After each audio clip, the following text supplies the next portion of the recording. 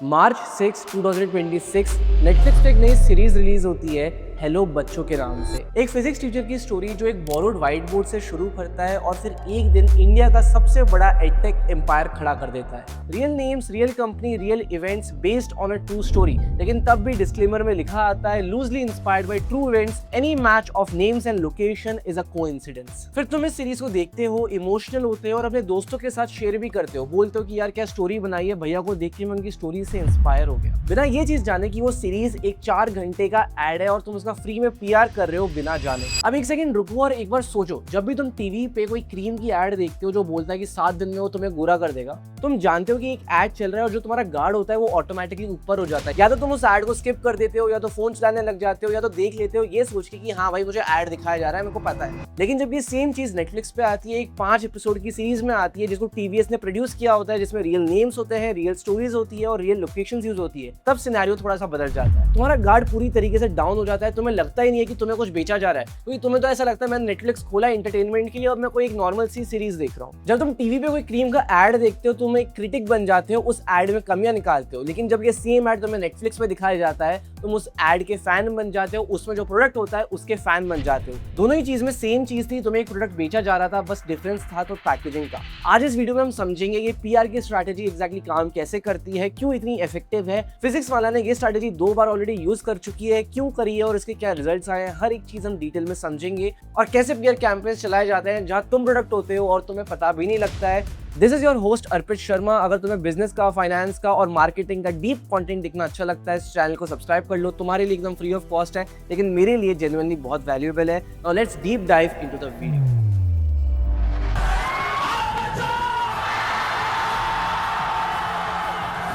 EdTech company PhysicsWallah has raised a big $210 million Series B funding round at a $2.8 billion valuation, which is a 2.5 times jump over its last round. PhysicsWallah has been one of the most closely watched stories in the education space. Now the company is coming up with an IPO worth of 3,480 crores. The past few months have been tough for the Indian EdTech sector, with major players facing a severe cash crunch, profitability crisis, cutbacks in valuations, and scrutiny from investors and regulators alike. Bucking this trend is PhysicsWallah.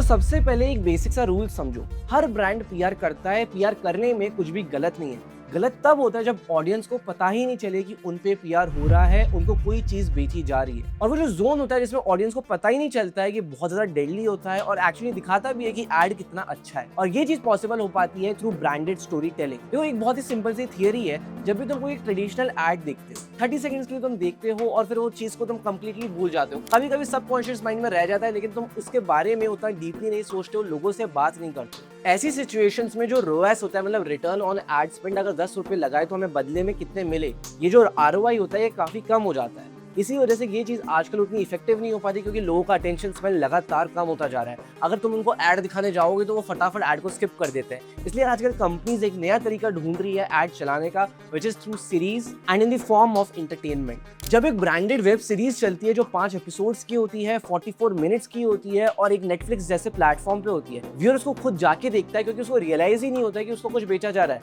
वो तो Netflix खोला था ये सोच के आज तो मैं चिल करूंगा, खाना खाते समय कुछ नया देखूंगा। क्योंकि स्टोरी टेलिंग इसी तरीके से की जाती है कि जो व्यूअर होता है वो बहुत ही ज्यादा इमोशनली इन्वेस्टेड हो जाता है उस पर्टिकुलर सीरीज में। जब व्यूअर वो कंटेंट देख रहा होता है उसको रियलाइज ही नहीं होता उसको कुछ बेचा जा रहा है, इसलिए वो हमेशा अपना गार्ड डाउन रखता है और उसको एक एंटरटेनमेंट की फॉर्म में ही देखता है। अगर मैं तुम्हें डेटा के हिसाब से कुछ डिटेल्स बताऊं तो एक टीवी एड में एवरेज व्यूअर अटेंशन होता है लगभग 7 से 8 सेकंड। उसके बाद जो ह्यूमन ब्रेन है वो ऑटोमेटिकली डिसएंगेज हो जाता है। वैसे एक बिंज वर्दी एपिसोड में 44 मिनट्स कंटीन्यूअस अटेंशन रहता है, वॉलंटरी अटेंशन रहता है और जो पर्सन होता है वो कंटीन्यूअसली एंगेज्ड होता है। और इस तरह की एफिशिएंसी कोई भी एड में मैच कर ही नहीं जा सकती। और ये सारा जो कंटेंट बनाया जाता है, लिखा जाता है कि लिटरली प्रोफेशनल्स को यूज करके किया जाता है। साइकोलॉजी के डिपार्टमेंट से लोग हायर किए जाते हैं जो एग्जैक्टली प्रिडिक्ट कर पाते हैं कि एक ह्यूमन, एक व्यूअर जब देख रहा होगा तो उसके दिमाग में क्या चीजें चल रही होंगी और वो किस चीज को कैसे परसीव करेगा। ट्रेडिशनल एड्स में हर कंपनी हमेशा बोलती है कि हमारा प्रोडक्ट सबसे अच्छा है, इसको लो तो सब बढ़िया हो जाएगा। और तुम्हें भी पता है कि ये कंपनी आधी से ज्यादा बार झूठ बोल रही होती है, इसलिए तुम उन पर भरोसा नहीं करते हो। वेराज दूसरी तरफ की ब्रांडेड सीरीज ऐसे डिजाइन करी जाती है जहां तुम अपने दोस्तों को खुद बोलते हो कि भाई एक बार ये सीरीज देख के देखो, मजा आ जाएगी। जाएगी। इसी के साथ अब हम वापस चलते हैं फिजिक्स वाला की सीरीज हेलो बच्चों पे और उनका ये मास्टर स्ट्रोक कैसे है। हेलो बच्चों नेटफ्लिक्स पे 2026 में आती है और ओपनिंग में एक डिस्क्लेमर लिखा आता है जिसपे लिखा होता है this series is loosely inspired by real events and any connection with name, place और लोकेशन इज मेरे कोइंसिडेंस एंड फिक्शनल। लेकिन इसके जस्ट बाद जैसे तुम एपिसोड 1 खोलोगे तुम देखोगे कि रियल नाम है आलेख पांडे, रियल कंपनी इसका नाम है फिजिक्स वाला और real events, real teachers, timeline से लेके सिटी तक हर एक चीज रियल है। तो वो डिस्क्लेमर एग्जैक्टली क्या था? सिर्फ एक लीगल प्रोटेक्शन था कि कोई बाद में कोर्ट में केस हो जाता है तो उसको लीगली डिफेंड करा जा सके। जिन लोगों ने ये शो बनाया है, प्रोड्यूस किया है, वो खुद बोल रहे हैं यार ये ना हमने एक मनगढ़ंत कहानी बनाई है, कुछ भी हो जाता है तो ये तो बस एक कोइंसिडेंस है। लेकिन एक बार इमोशनली सोचो, जब रियल लोग इसको देखते हैं तो क्या वो एक्चुअली डिस्क्लेमर पढ़ते हैं? तुमने कितनी बार डिस्क्लेमर पढ़ा है जब भी तुम कोई मूवी देखते हो या सीरीज देखते हो? मोस्ट ऑफ द ऑडियंस का डिस्क्लेमर के लिए 0 वेटेज होता है। जैसे ही व्यू रियल कंपनीज के नेम, रियल लोगों को नेम और रियल लोकेशन, रियल टाइमलाइन सुनता है वो पूरे डिस्क्लेमर को भूल जाता है और उसको ऐसे देखता है जैसे ये तो सच में एक डॉक्यूमेंट्री ही है और रियल लाइफ पे बेस्ड है। और इसी चीज का फायदा उठाया था PW ने बैक इन दिसंबर 2022।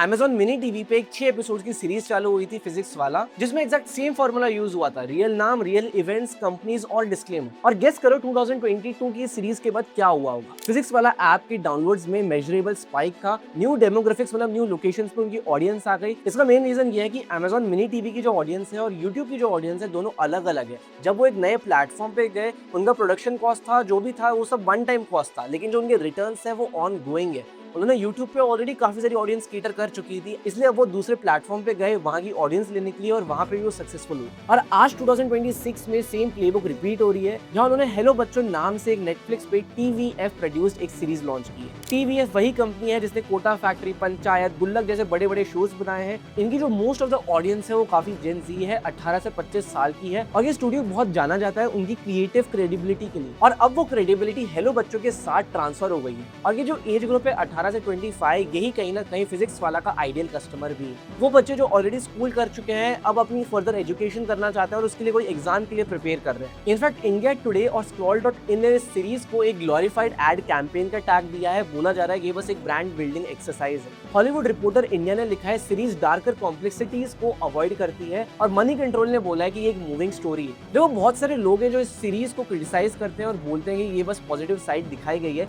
लेकिन स्टूडेंट्स को ये सब नहीं पता। स्टूडेंट बहुत ज्यादा भोले हैं, बहुत ज्यादा नाइव है और फिजिक्स वाले के लिए ये आइडियल लोग ये स्टूडेंट्स ही हैं। अभी ये सिमिलर प्लेबुक धुरंधर मूवी के साथ भी हुई थी, जहां पे डीमोनेटाइजेशन के बारे में लोगों का ओपिनियन सिर्फ एक मूवी से एक 10 मिनट के सीन से चेंज कर दिया गया था। जो लोग सालों से बोलते थे कि यार डीमोनेटाइजेशन बेकार है, नहीं होना चाहिए था, वो पूरा नरेटिव चेंज कर दिया एक मूवी के 10 मिनट सीन में। और कहीं ना कहीं ये सेम ब्रेन वॉश हो रहा है through series like this. Dhurandhar movie के बाद लाखों लोगों के ओपिनियंस बदल गए डीमोनेटाइजेशन पे। हेलो बच्चों के बाद स्टूडेंट्स फिजिक्स वाले के कोर्सेज कंसीडर करेंगे बिना एक भी रिव्यू पढ़े। दोनों में मीडियम अलग है, लेकिन जो मैकेनिज्म है वो बिल्कुल सेम है, जो है नैरेटिव से ओपिनियंस मैन्युफैक्चर करना। ये सब सुन के शायद तुम्हारे दिमाग में एक क्वेश्चन आ रहा होगा, यार फिजिक्स वाले का तो ऑलरेडी इतना बड़ा यूट्यूब चैनल है, उनको ये सब करने की क्या जरूरत है, वो तो यूट्यूब पे ऐसी कंटेंट डाल सकते हैं। तो चीज ये है, देखो यूट्यूब की ऑडियंस अलग होती है, Amazon मिनी टीवी की ऑडियंस अलग होती है और नेटफ्लिक्स की ऑडियंस अलग होती है। नेटफ्लिक्स एक बहुत बड़ा प्लेटफॉर्म है और बिगर प्लेटफॉर्म मतलब बिगर क्रेडिबिलिटी। फंडामेंटली एक बार सोचो, जो भी फिजिक्स वाला के सब्सक्राइबर्स हैं या जो भी उनकी ऑडियंस है वो कौन है? Most of them are students. लेकिन हम लोग कई बार ये देखते हैं जब भी एक बच्चे की एजुकेशन होती है वो कहाँ से करानी है, कितनी करानी है, कितने पैसे स्पेंड करने हैं। भले ही बच्चा एजुकेट हो रहा हो, भले ही बच्चा पढ़ रहा हो, लेकिन ये सारे डिसीजन उसके पेरेंट्स लेते हैं। अब एक बार सोचो, क्या तुम्हारे मम्मी पापा जाके सर्च करेंगे best physics teacher on YouTube? बहुत अनलाइकली कोई ऐसा सर्च करता हो या कोई पेरेंट एक्चुअली यूट्यूब पे जाता हो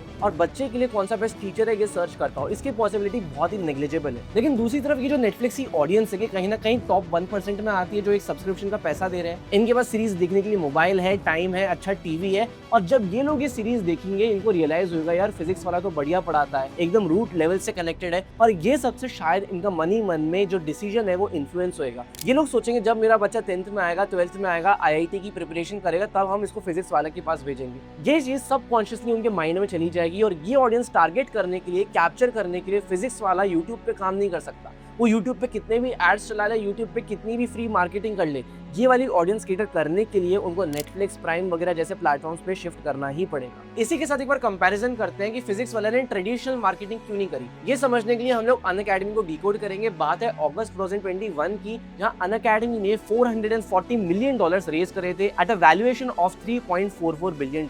और उनकी स्ट्रेटेजी क्या थी? हम लोग 3 साल आईपीएल में स्पॉन्सर करेंगे, 120 करोड़ रुपए लगाए गए for endorsing Bollywood celebrities, TV commercials और 40 करोड़ रुपए सिर्फ 2022 आईपीएल सीजन में। लेकिन इसका रिजल्ट क्या रहा? कुछ भी खास नहीं हुआ। अप्रोक्सीमेटली 8 करोड़ लोगों ने एड्स देखे, लेकिन जो इसका कन्वर्जन था वो काफी कम था। ऑन एन अप्रोक्सीमेशन एक कस्टमर को एक्वायर करने के लिए 72,000 रुपीज स्पेंड हो रहे थे और जो एक कोर्स बिक रहा था वो लगभग 10,000 रुपए का था। मतलब नेट अगर एक नया कस्टमर आता था तो उसकी कॉस्ट, उसकी वजह से लॉस होता था कंपनी में 62,000 रुपीज का। और ये मैथ्स बना ही नहीं रही थी, इसी वजह से कंपनी का लगातार लॉस होता रहा और लॉस बढ़ता रहा। As a result by the end of financial year 2022 Unacademy का रेवेन्यू था 719 crore rupees with a loss of 2,848 crore, जिसमें से 550 करोड़ रुपीज स्पेंड हुए थे सिर्फ एडवर्टाइजमेंट। फाइनेंशियल ईयर 2023 में कंपनी को खुद समझ में आ गया ये जो आईपीएल की डील है ये सस्टेनेबल ही नहीं। फिर 2022 से 2024 के बीच में काफी सारे ले ऑफ्स हुए और कंपनी का डाउनसाइड और बर्न चालू हो गया। दूसरी तरफ अगर हम फिजिक्स वाला को देखें तो पहले वो अमेजोन पे गए, अब नेटफ्लिक्स पे आए,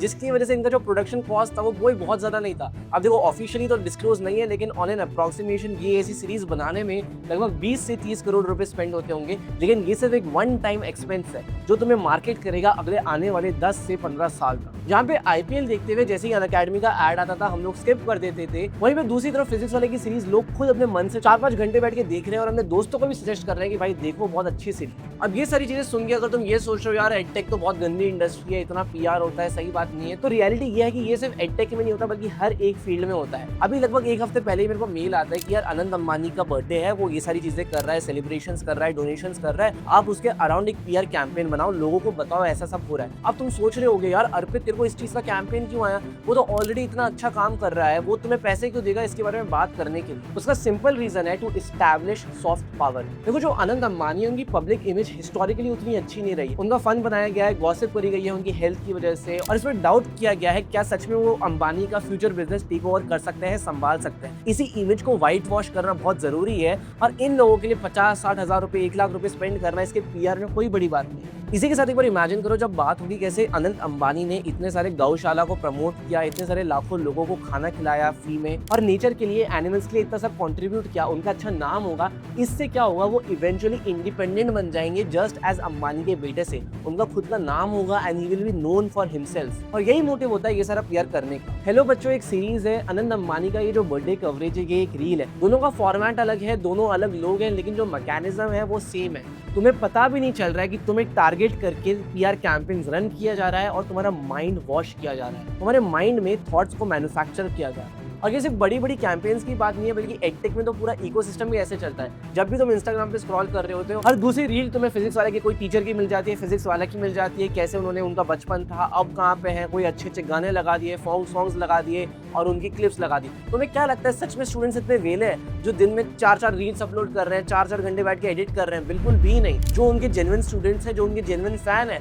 वो तो दिन में 10-12 घंटे पढ़ते हैं। तो एक बार खुद से क्वेश्चन पूछो, अगर इनके सारे जो रियल फैंस हैं, जो इनके रियल स्टूडेंट्स थे, वो या तो अभी धंधा कर रहे हैं, बिजनेस कर रहे हैं, जॉब कर रहे हैं अच्छे से, या तो अभी पढ़ाई कर रहे हैं, तो ये सारे रील्स बना कौन रहा है? उसका आंसर है इनके खुद के PR pages. Basically marketing industry में इसको हम क्लिपिंग कहते हैं। क्या होता है, कोई भी एक बड़ी सी फुटेज होती है 40 मिनट की, 50 मिनट की, कोई इवेंट की, इसमें से इसके बहुत सारे क्लिप्स काट दिए जाते हैं 15-20, और फिर उन पे अलग अलग गाने चला के, अलग अलग टेक्स्ट डाल के उसी क्लिप को 10-50-100 पेजेस से चलाया जाता है, जिससे लोगों को लगे यार इनके इतने सारे फैंस हैं, इतने सारे पेजेस हैं, हर जगह मैं फीड स्क्रॉल कर रहा हूँ तो मेरे को यही दिख रहा है, मतलब सच में कोई बड़े इंसान होंगे, इनका बहुत बड़ा अचीवमेंट है। और फिर इसी वजह से इनके प्रोडक्ट ज्यादा बिकते हैं, इनकी सेल ज्यादा होती है, इनका रेवेन्यू ज्यादा होता है, इनका प्रॉफिट ज्यादा होता है। तो ये थी पूरी स्टोरी एक पीआर सिस्टम की। देखो पीआर ऐसी चीज है जो हर कोई यूज करता है, इन्फ्लुएंसर लेके, कंपनी से लेके, बिजनेसमैन से लेके टीचर्स तक, ठीक है, तो इसमें कुछ भी गलत नहीं है। देखो आलेख पांडे की जर्नी एकदम जेन्युइन है और सीरीज उसको बस एम्पलीफाई कर रही है और उसमें कुछ गलत नहीं है। लेकिन अगर तुम 5 एपिसोड देखते हो और जेन्युइनली मूव हो जाते हो और उसके बाद डायरेक्टली पीडब्ल्यू का कोर्स कंसीडर कर लेते हो बिना एक भी ऑनेस्ट रिव्यू पढ़े, तो वो कैंपेन ने एग्जैक्टली वही किया जो वो करना चाहती थी। तुम टारगेट ऑडियंस थे और उन्होंने तुम्हें कैप्चर भी कर लिया। रील देखो, सीरीज देखो, जो चीज तुम्हें अच्छी लगती है देखो, हो, लेकिन जब भी तुम एक डिसीजन बनाते हो एक सवाल पूछो, क्या मैं इस चीज से जेन्युइनली इन्फ्लुएंस हुआ हूँ या ये सारे जो थॉट्स हैं ये मेरे ऊपर थोपे गए हैं। बट अब तुमने ये वीडियो देख चुका है, इसलिए जब भी तुम कोई भी पीआर कैंपेन देखोगे तुम्हें ऑटोमेटिकली रियलाइज हो जाएगा यार इसमें तो मेरे को टारगेट किया जा रहा है, इस पर्टिकुलर बंदे की इमेज व्हाइट वॉश करने की कोशिश करी जा रही है। और मैं तुम्हें बहुत जेन्युइनली बता रहा हूँ, सिर्फ टॉप 5% लोग ये सब चीजें डिकोड करते हैं, 95% लोग ऐसे ही ब्रेन वॉश हो जाते हैं और इसी दलदल में फंसे रह जाते हैं। अगर तुम्हें आज का वीडियो अच्छा लगा हो तो इस चैनल को सब्सक्राइब करो, लाइक करो, अपने दोस्तों के साथ शेयर करो। एज आई सेड तुम्हारे लिए फ्री है लेकिन मेरे लिए जेन्युइनली बहुत वैल्यूएबल है।